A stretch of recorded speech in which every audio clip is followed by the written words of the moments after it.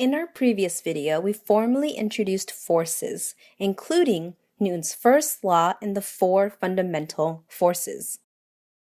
We covered the basics of the gravitational force, and now we will do the same for the electromagnetic force. Okay, here we go. The electromagnetic force. This force actually has two faces, electricity and magnetism, which are technically the same thing, just a side of special relativity.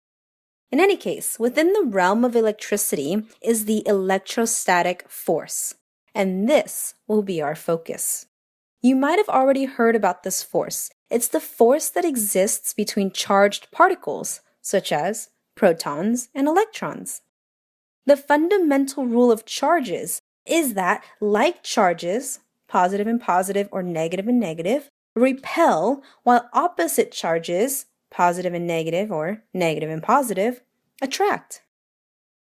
Simple, right? Just wait.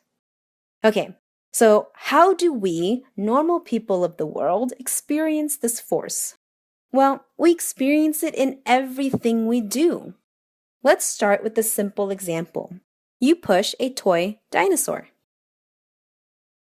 How do you push something? Well, you'd probably just explain something like putting your hand on it and then using some of your willpower to move your hand forward. And when you do that, the dinosaur moves. Kinda, sort of.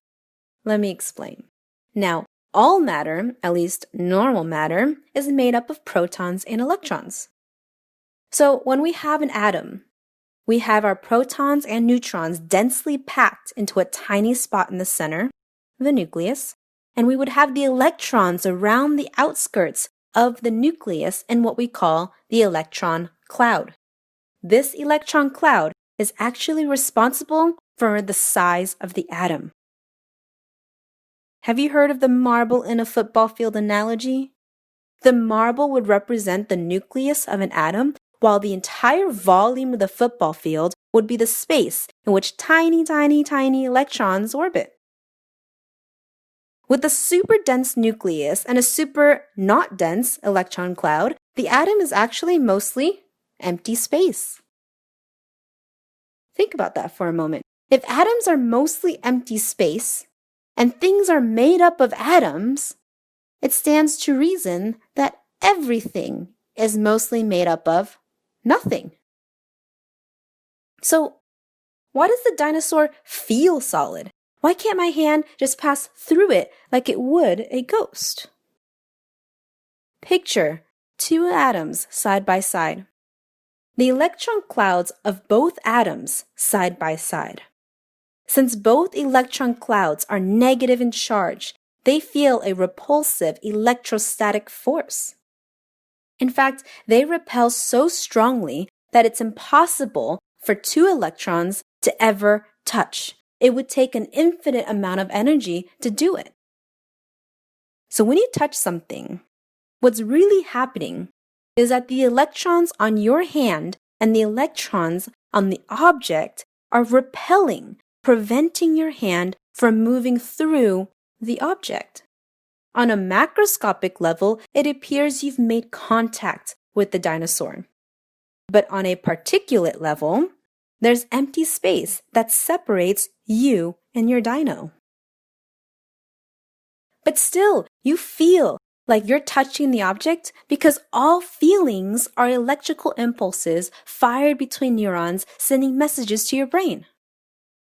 Knowing that this interaction is an electrostatic interaction, it's no surprise we've evolved to feel through electricity. Okay, so you touch the dinosaur to move it. You will your hand forward.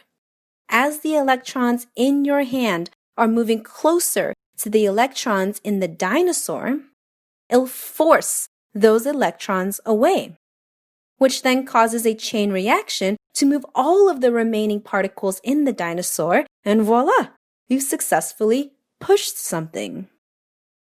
Now, you might be wondering, the protons in the nucleus are also charged. why don't the protons in one nucleus interact with those in the other? While the electrostatic force is much stronger than the force of gravity, it, like gravity, still gets weaker as distances grow. And the distance between the two nuclei, shielded by the electron cloud, is enough to prevent those nuclei from interacting. In a normal setting, of course.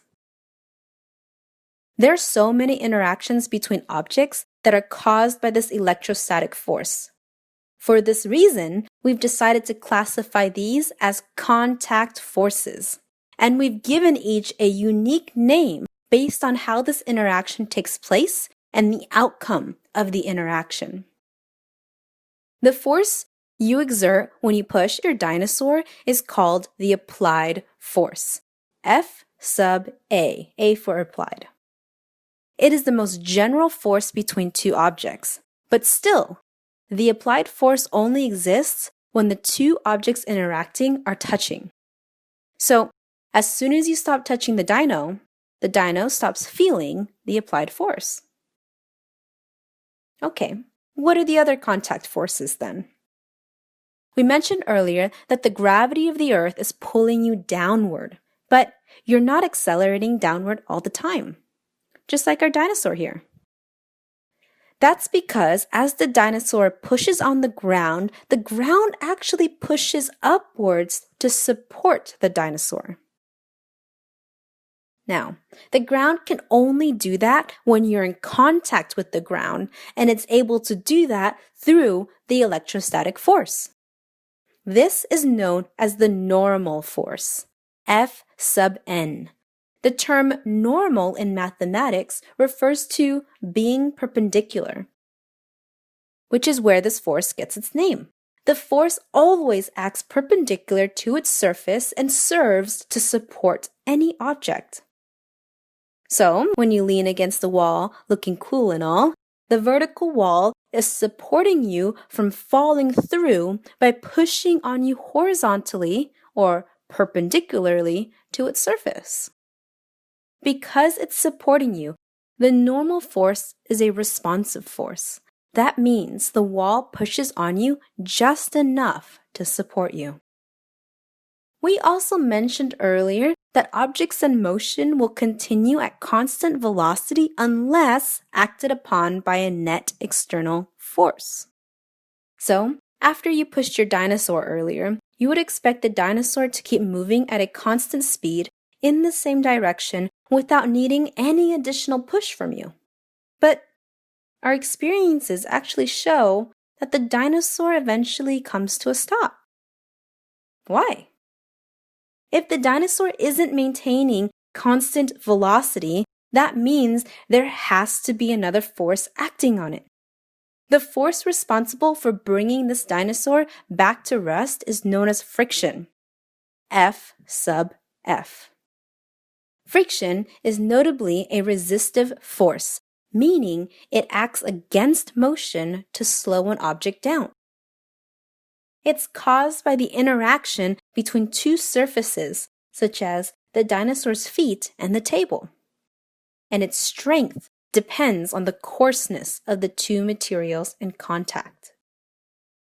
You can imagine that smoother surfaces have less friction, which is why wearing socks on a wood floor would be quite slippery.